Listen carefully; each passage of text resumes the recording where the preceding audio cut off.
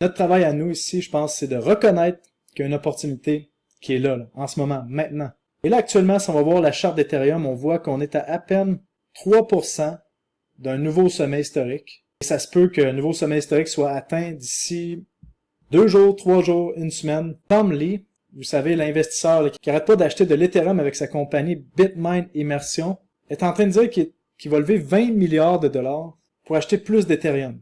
Donc, comprenez que dernièrement, on a vu à peu près, si on additionne ce que BitMine a acheté, ce que Sharpling a acheté, ce que The Ether Machine a acheté, et les autres compagnies, on a vu à peu près pour 7-8 milliards de pression acheteurs sur Ethereum, des grandes compagnies. Et ça, qu'est-ce que ça le fait sur le prix d'Ethereum? On a vu Ethereum passer d'à peu près 2500 $ jusqu'à 4700 $. Et là, ils nous annoncent des achats de 20 milliards de dollars. Ils nous le disent devant nous, là. Qu'est-ce qu'ils vont faire?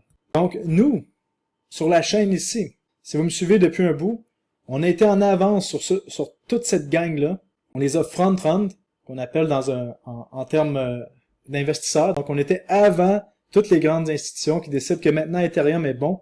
Donc, la seule chose qu'on a à faire, c'est de les laisser faire monter les prix. Et à un certain moment donné, quand on va voir des signaux de faiblesse dans le marché, que même s'il y a des gros achats, ça ne fait plus bouger le prix, ben c'est de dégager du marché, ça va être aussi simple que ça.